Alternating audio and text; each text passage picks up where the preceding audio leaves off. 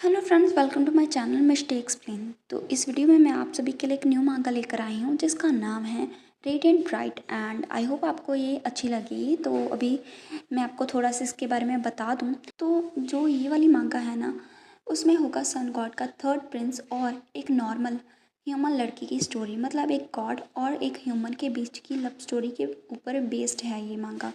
तो अभी बिना किसी देरी के स्टार्ट करते हैं। जैसा जैसे चैप्टर आगे बढ़ता जाएगा आपको और भी ज़्यादा अच्छे से समझ आता जाएगा।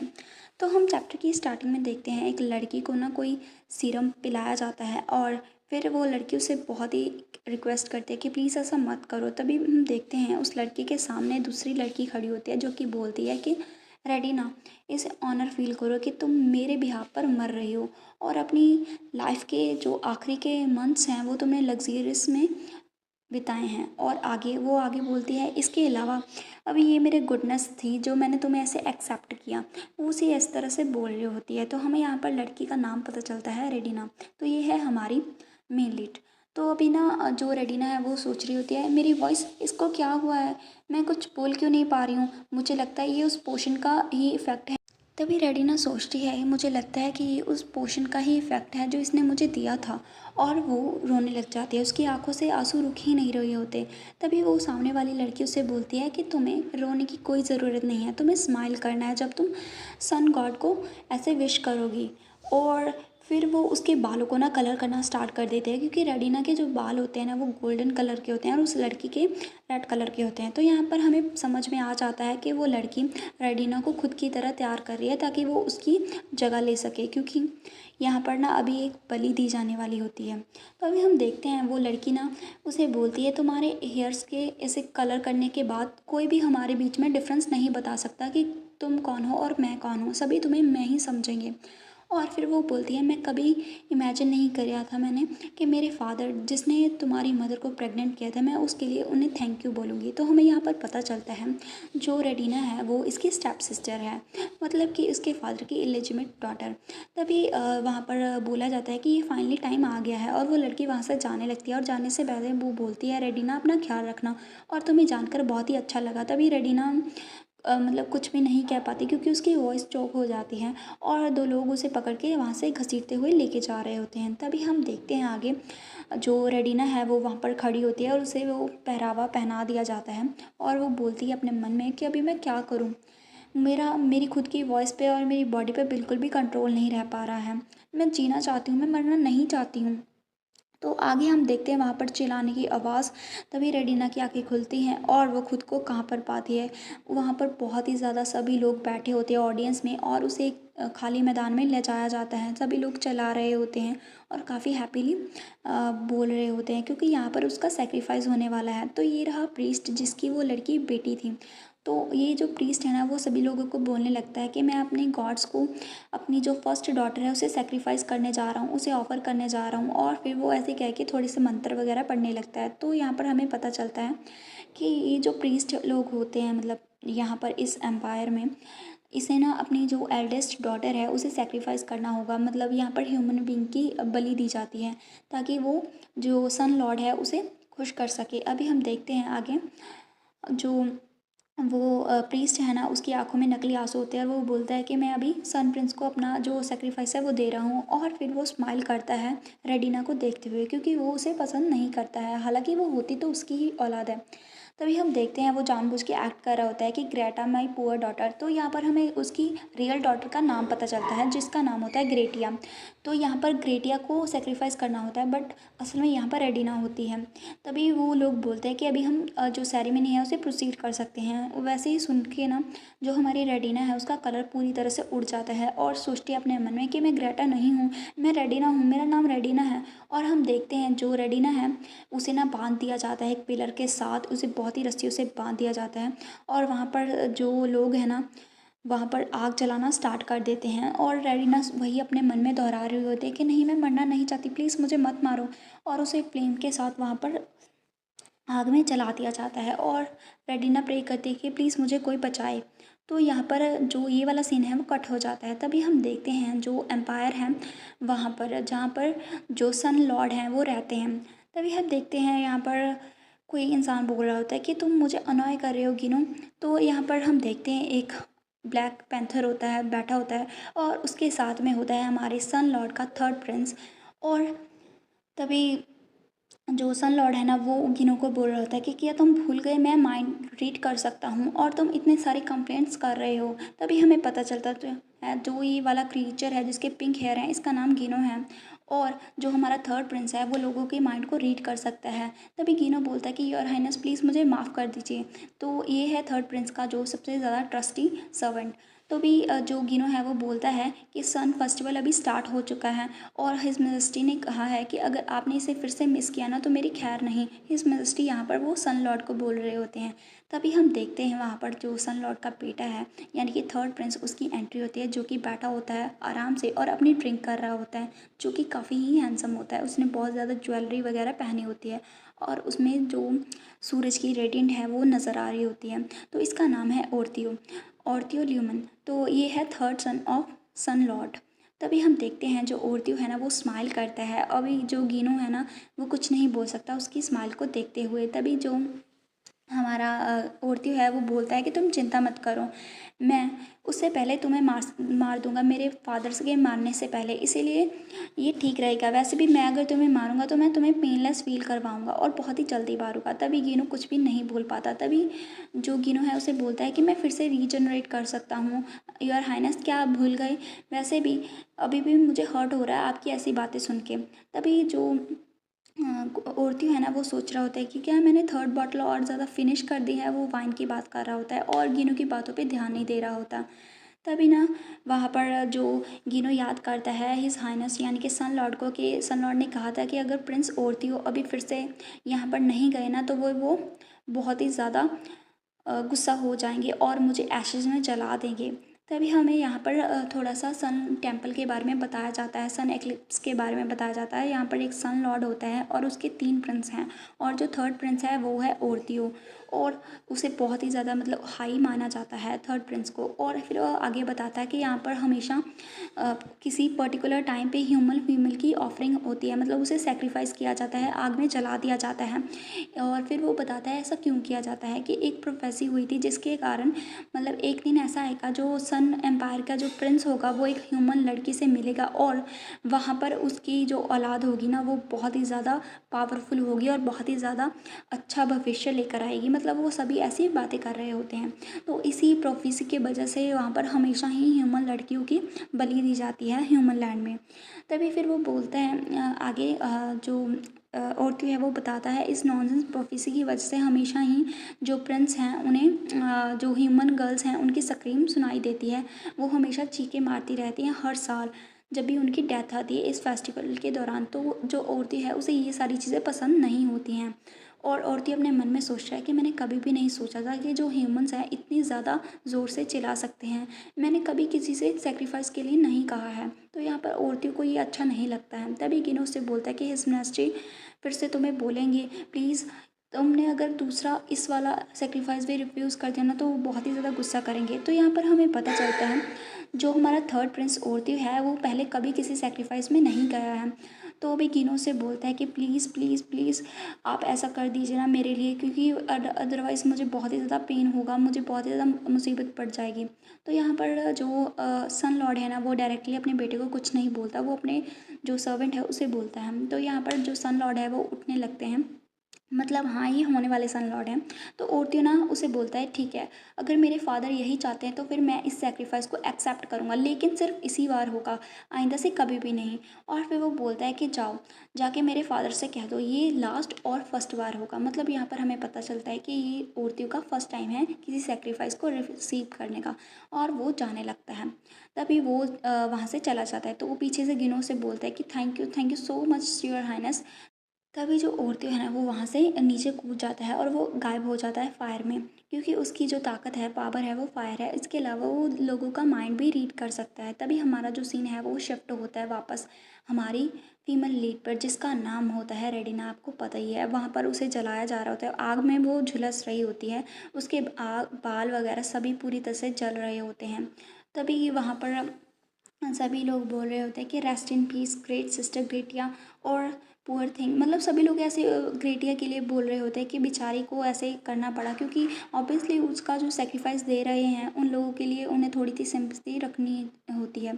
जो लोग हैं ना वहाँ पर दिखा रहे होते हैं, असल में यहाँ पर किसी को नहीं पता चलता है कि वो लड़की ग्रेटिया नहीं है बल्कि रेडिना है। तभी जो हमारा औरतें ना वो अपने मन में सोचता है कि मैं थक चुका हूँ ऐसे लोगों के माइंड को रीड करते करते। मैं सिर्फ ये गैस कर सकता हूँ कि ये लोग चिल्ला रहे हैं कि जो गर्ल है जिसका सेक्रीफाइस किया जा रहा है उसका नाम ग्रेटिया है। तो हाँ, जो ये सारी बातें हैं ना औरतियों सुन पा रहा था, वो लोगों की मन की बातें थी। तो अभी हम देखते हैं जो सन लॉर्ड है वो जाता है हमारी रेडिना के पास। सभी लोग चिल्लाने लगते हैं ये तो सन प्रिंस है, यहाँ पर आ चुके हैं। तो यहाँ पर जो सन प्रिंस है वो अपनी एंट्री लेते हैं और सभी लोग वहाँ पर उनकी जय जयकार करने लगते हैं। तभी जो सन प्रिंस है वो जाता है और फिर वो सोचता है कि मुझे थोड़ा देर बाद आना चाहिए था, जब तक ये बर्निंग पूरी तरह कंप्लीट हो जाती। तो अभी क्योंकि ना रेडिना पूरी तरह से जली नहीं होती है, तभी वहाँ पर जो हमारा प्रीस्ट है वो बोलता है कि योर हाइनेस आप किसका वेट कर रहे हैं, अपनी जो सेरेमनी है उसे कंडक्ट कीजिए। तभी जो औरतें है वो नीचे आता है और सेक्रीफाइस के पास जाता है और वहाँ पर जो फायर होते हैं वो रास्ता छोड़ देती है। तभी जो सन लॉर्ड है वो उसके पास जाता है रेडिना के पास और उससे बोलता है कि ग्रेटिया यही तुम्हारा नाम है ना, और उसका नाम लेता है और फिर वो उससे बोलता है कि तुम्हें कोई डिवाइन पावर होगी, इसीलिए तो तुम अभी तक बर्न नहीं हुई डेथ में, मतलब अभी तक तुम्हारी डेथ नहीं हुई है। अनफॉर्चुनेटली मेरा कभी भी किसी सेक्रीफाइस को एक्सेप्ट करने का इंटरेस्ट नहीं था। तभी वो ऐसे ही अपना भाषण बोल रहा होता है, तभी जो रेडिना है वो आंखें खोलती है और उससे बोलती है कि नहीं, वो नहीं है, ये मैं हूँ। तभी उसकी मतलब बातें को ठीक से सुनाई नहीं देती है जो औरती है। फिर वो उससे बोलता है कि तुमने क्या कहा है। तभी जो रेडिना है वो उससे बोलती है कि मैं ग्रेटिया नहीं हूँ, और फिर वो उसे बोलती है कि यू सन ऑफ विच, और फिर वो रोने लग जाती है, उसकी वॉइस पूरी तरह से चोक हो जाती है और फिर वो बोलती है लास्ट वर्ड कि मैं ग्रेटिया नहीं हूँ, मैंने ये कहा है। तो यहाँ पर जो ये वाला हमारा चैप्टर है वो फिनिश हो जाता है। नेक्स्ट चैप्टर में हम देखते हैं जो हमारा औरती होता है वो उस लड़की को अपने जो किंगडम है उसे ले आता है। तभी गिनो से बोलता है कि आप ऐसा कैसे कर सकते हैं, आप उस ह्यूमन सेक्रीफाइस को ऐसे हेवनली प्लेस पे कैसे लेके आ सकते हैं, आप इस दुनिया में क्या सोच रहे थे। और फिर वो बहुत ही गुस्सा करता है औरतियों पे। तभी औरती उससे बोलता है कि उसे ज़िंदा रखो, मुझे अभी किसी चीज़ को चेक करने की ज़रूरत है, क्योंकि अभी उसे भी शक हो जाता है, इसके बारे में कुछ घपला किया जाता है। तभी गिनो से बोलते हैं आप अपनी जो डिवाइन पावर है ऐसे किसी मेयरली ह्यूमन पर वेस्ट कैसे कर सकते हो। और फिर वो उससे बोलता है अगर आपको आपके जो फादर है उसे पता चला ना कि आप ऑफरिंग को अपनी जगह पर लेकर आए हैं तो ये बहुत ही ज़्यादा सीरियस है।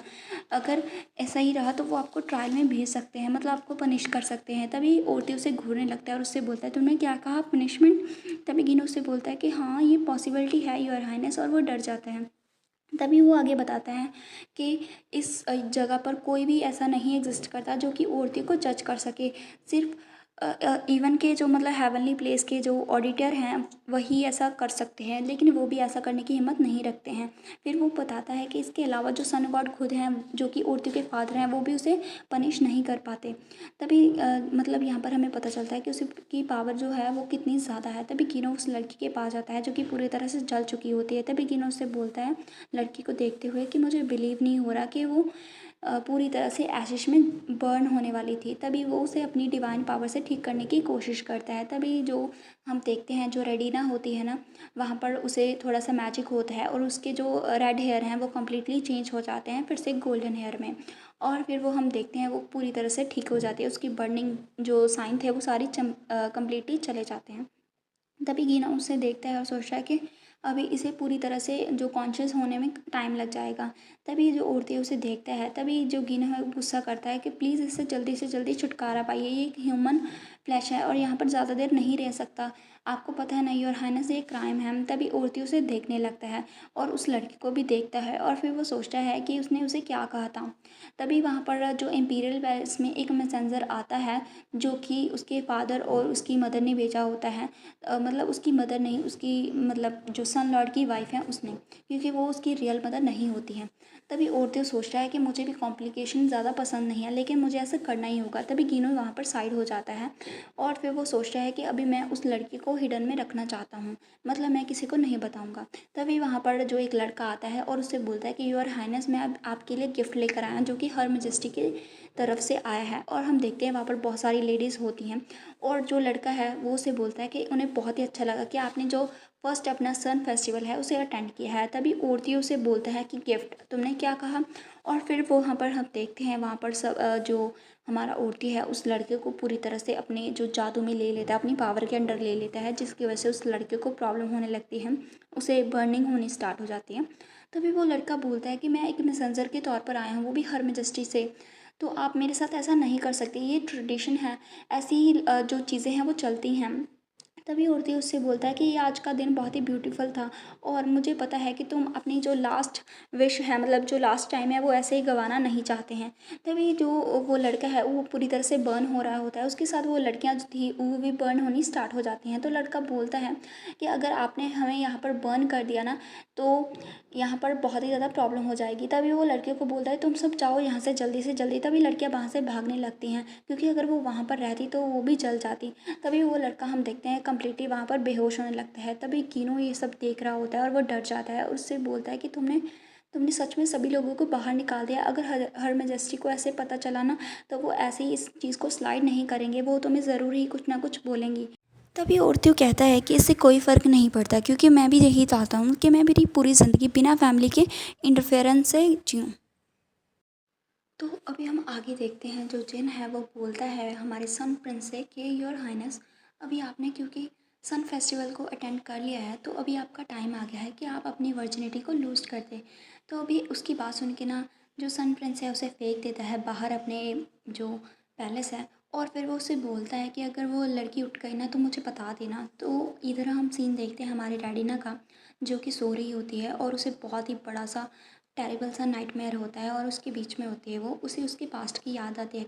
तो अभी हम तब का सीन देखते हैं जब वो ऑर्फन थी, उसकी मॉम उसके जन्म देने के बाद ही उसकी डेथ हो गई थी और उसके पापा का तो पता नहीं था, क्योंकि वो प्रीस्ट उन दोनों को छोड़ गया था। तो अभी हम देखते हैं कोई उसके बाल को पकड़ता है और जो हमारी रेडिना है वो चिल्लाती है कि प्लीज़ ऐसा मत करो। तभी हम देखते हैं वहाँ पर वो चिल्लाते हैं कि प्लीज़ कोई मेरी हेल्प करो। तभी वो लड़का उसे बोलता है अगर तुमने फिर से यहाँ से भागने की कोशिश की ना तो देख लेना तुम्हारा क्या होगा।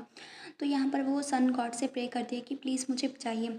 तभी हम देखते हैं वहाँ पर ग्रेटिया की एंट्री होती है और वो उस लड़के को बोलते हैं कि क्या यहाँ पर जो भी बच्चे हैं वो सभी गैदर हो गए हैं। तभी जो अंदर से रेडिना बोलते हैं कि प्लीज़ प्रीस्ट ग्रेटिया, प्लीज़ मुझे बचाइए अगर आप मुझसे सुन सकते हैं। तो अभी हम देखते हैं उसके हाथ में ना एक मार्क होता है, जो कि शायद स्लेव का मार्क होता है, जिसे गुलाम बनाया जाता है उनके ऊपर होता है। तो अभी हम देखते हैं जो रेडिना है वो बोलती है ये प्रीस्ट से, क्योंकि उसे वो एक प्रीस्ट की बेटी है तो उसे भी प्रीस्ट ही माना जाता है। तो वो उसे बोलती है कि प्लीज़ मुझे यहाँ से लेकर चलिए। और फिर वो बोलते हैं कि यहाँ पर एक और लड़की है वो भी फंसी हुई है और वो उससे रिक्वेस्ट करते हैं। तो यहाँ पर जो रेडिना है उसे लगता है कि ये हमें रेस्क्यू कर सकती है इस हेल्प से। तो वहाँ पर जो ग्रेटिया है वो उसे बोलते हैं कि रेडिना, तुम्हारा नाम रेडिना है ना। तो फिर वो उसे बोलती है कि तुम मेक श्योर करना कि तुम अच्छे से खाओ पियो और रेस्ट करो, और इसके अलावा तुम्हें किसी और जाने की ज़रूरत नहीं है, तुम्हें यहाँ पर हर चीज़ मिलेगी। तभी वहाँ पर जो रेडिना है वो बोलती है कि मैं वहाँ टाउन पे फंसी हुई थी और मुझे लगा कि मैं यहीं पे मर जाऊँगी, लेकिन बाद में मैं प्रीस्ट के साथ टेम्पल आ गई और मैं वहाँ पर अच्छे से खाती थी पीती थी और अपने आप को क्लीन रखती थी। और फिर वो बोलती है कि जो प्रीस्ट हैं उन्होंने मुझे यहाँ पर क्यों लेकर आए हैं। और फिर वो सोचती है शायद जो सन गॉड है उन्होंने मेरी प्रे सुन ली है। तभी हम देखते हैं जो रेडिना होती है वो अपने कमरे में होती है और वहाँ से जो सर्वेंट्स जा रहे होते हैं उन वो ना खुद से ही बातें कर रही होती हैं और उनमें से एक सर्वेंट बोलते हैं कि जो ग्रेटिया है वो कितनी अच्छी है, लेकिन अभी उन्हें खुद को सेक्रीफाइस करना होगा इस एम्पर के लिए, इस एम्पायर के लिए मतलब कि। तभी जो रेडिना है ना वो अपने मन में सोचते हैं कि मुझे उसके लिए बहुत ही ज़्यादा बैड फील हो रहा है, उन्होंने मेरी कितनी हेल्प की और वो जल्दी ही खुद को सेक्रीफाइस करने वाली हैं हमें प्रोटेक्ट करने के लिए। और वो खुद के जो बाल हैं उन्हें संवार रही होती है। तो रेडिना को यहाँ पर कुछ भी नहीं पता होता कि जिसको सेक्रीफाइस करने वाला होता है वो ये खुद होती है। तो भी हम देखते हैं जो रेडिना है वो याद करती है और वो हमेशा ग्रेटे के बारे में सोचती है कि वो कितनी काइंड है जिसने मुझे रेस्क्यू किया। और उसके जो अंदर है ना जो ग्रेटी है उसकी इमेज एक गॉड जैसी बन गई थी। तभी फिर वो बोलती है कि जो ग्रेटिया थी वो इंचार्ज थी, जो भी यहाँ पर लोग होते थे उन्हें ज़िंदा रखने के लिए। और इसके अलावा जहाँ पर जो फायर थी ना, उसके अंदर एबिलिटी थी कि वो डिवाइन फायर को ऐसे ही कंटिन्यू कर सकती है और क्रिएट कर सकती थी। तो यहाँ पर हमें उसके बारे में थोड़ा बहुत पता चलता है। तो अभी हम आगे देखते हैं। जो हमारी सन गॉड है ना, उसे सभी लोग प्रे कर रहे होते हैं, और यहाँ पर हमारी जो रेडिना है वो सन को देखते उसे बोलती है, थैंक यू करते हैं कि तुमने मुझे इतनी पीसफुल लाइफ दी। क्योंकि अभी ये ना उसका पास्ट चल रहा है, उसकी जो उसके रेस्क्यू करने के बाद वाले दिन दिखाए जा रहे हैं। तभी हम देखते हैं वहाँ पर एक लड़की आती है जो कि रेडिना को बोलती है कि अभी तुम्हारा टाइम हो गया है, तुम्हें लेके जाने का, हाई प्रीस्ट तुम्हें बुला रहे हैं, और उनके जाने से पहले तुम्हें तुम्हारा जो हेयर का कलर है वो चेंज करना पड़ेगा। तो यहाँ पर रेडिना को कुछ भी समझ में नहीं आता और वो वहाँ पर ऐसे ही रेडी होती है। तभी हम देखते हैं 2-4 लड़कियाँ उसे लेकर जा रही होती हैं, और उसे रेड कलर का जो हेयर है उसे कलर कर दिया जाता है। और फिर ना जैसे ही वो खुद को मिरर में देखती है तो रेडिना सोचती है, मैं तो बिल्कुल हाई प्रीस्ट की तरह लग रही हूँ। यहाँ पर वो ग्रेटिया से खुद को कंपेयर करती है। फिर वो अपने ही जो थॉट्स है उसे निखारती है और सोचती है कि नहीं, मैं ऐसा कैसे सोच सकती हूँ। तभी वो वहाँ से जाने लगती है, और तभी हम देखते हैं वहाँ पर जो ग्रेटिया है वो उसे देखने के लिए आती है, और जैसे ही वो ग्रेटिया को देखती है ना तो वो शॉक हो जाती है। और तभी हम देखते हैं वहाँ पर हाई प्रीस्ट होता है, और वो बोलता है कि ग्रेटिया, क्या ये तुम हो, और तुम यहाँ पर कैसे आई इस आवर में, मतलब इस घंटे में तुम यहाँ पर क्या कर रही हो। तभी जो रेटिना है ना वो शॉक हो जाते हैं, क्योंकि वो तो ग्रेटिया नहीं होती है, और वो डर जाती है। फिर वो बोलते हैं, आई एम सॉरी मैं, और वो बताने ही जा ही रही होती है कि मैं रेडिना हूँ। तभी वहाँ पर जो हमारी ग्रेटिया है वो आ जाती है, वो बोलती है कि फादर मैं तो यहाँ पर हूँ। तभी उसे देख के ना जो रेडिना है वो अपना अब्बू करती है, और तभी हाई प्रीस्ट बोलता है कि रियली, क्या ये तुम नहीं हो, मुझे तो लगा ये तुम हो ग्रेटिया। तभी हम वहाँ पर जो ग्रेटिया होती है उसकी हंसी सुनते हैं, वो बहुत ही ज़्यादा हंसती है, और फिर वो बोलती है कि फादर आप क्या सोचते हो, क्या ये परफेक्ट नहीं है, मैं इतने सालों से इधर उधर ढूंढ रही थी कि कोई परफेक्ट मेरे जैसी मिल जाए, और अभी ये लड़की बिल्कुल मेरे जैसी दिखती है। तभी प्रीस्ट उससे बोलता है कि इसका मतलब क्या है ग्रेटिया। तभी जो वो लड़की है ना वो उसके हमारे रेडिना के जो हाथ के ऊपर जो सिंबल है उसे दिखाता है कि फादर ये देखो, मदर सही बोल रही थी, जो ये वाली सील है ना वो मॉन्स की है, मॉन्स हाउस होल्ड की है, जो मतलब किसी पर्टिकुलर हाउस की है। तो यहाँ पर ये जो सील है वो स्लेव की नहीं है। फिर वो बोलती है कि ये कर्स राइटिंग है जो कि इसके ऊपर ब्रांड हो रखा है। तभी फिर उसे याद आता है प्रीस्ट को एक लड़की के बारे में जिसके हाथ में एक छोटी बच्ची होती है, तो ये होती है रेडिना की मॉम। तभी यहाँ पर प्रीस्ट सोचता है कि मुझे उन दोनों को ही मार देना चाहिए था जब मेरे पास चांस था। तभी जो प्रीस्ट है वो बोलता है, ग्रेटिया तुम्हें पता है ना वो एक मिस्टेक थी। तभी जो ग्रेटिया है ना वो स्माइल करती है और उससे बोलती है कि रेडिना से कि रेडिना तुम क्या सोचते हो, तुम्हें नहीं लगता कि हम दोनों के बीच में कुछ रिसेम्बलेंस है। और फिर वो बोलती है कि मैंने ये भी सुना था तुम्हारी जो मदर थी ना वो एक प्रीस्ट थी, जो कि डायरेक्टली सन गॉड को सर्व करती थी। तो यहाँ पर हमें पता चलता है जो रेडिना है ना उसकी मदर भी हाई प्रीस्ट थी, और शायद जो ये वाला प्रीस्ट है ना वो उसकी मदर का सहारा लेकर ही यहाँ तक पहुँचा है। तभी उसकी बात सुन के जो रेडिना है वो काँपने लग जाती है, उसे कुछ भी नहीं पता होता। तभी जो ग्रेटी है वो आगे बोलती है, मैंने सुना था जो तुम्हारी मदर थी ना उसके पेल ब्लॉन्ड हेयर थे, और वो हमेशा से ही बहुत ही ज़्यादा चार्म के साथ रहती थी, और सभी लोग उसके दीवाने हुआ करते थे, और सभी जगह पर उसकी जो खूबसूरती के चर्चे थे। तभी जो प्रीस्ट बोलता है कि ये अभी बस हुआ ग्रेटिया, तुम ये क्या कर रही हो, तुम्हें पता है ना तुम्हारी जो लाइफ नेक्स्ट 9 पे है, मतलब तुम्हें अभी सन गॉड को सर्व कर दिया जाने वाला है। तभी तो यहाँ पर जो ग्रेटिया है वो बोलती है अपने फादर से कि फादर अभी मैं नहीं यहाँ पर जाने वाली सन फेस्टिवल में, मेरी जगह ये लड़की लेगी कल होने वाले सन फेस्टिवल में। तो उसकी बात सुन के जो रेडिना है वो बोलती है कि क्या, कल तो सेक्रीफाइसल जो फंक्शन है वो होने वाला है, और जितना मैंने सुना है वहाँ पर एक ह्यूमन को ऑफर किया जाता है सन गॉड को। तभी वो मतलब उसे समझ में आ जाती है कि ग्रेटिया क्या करना चाहती है।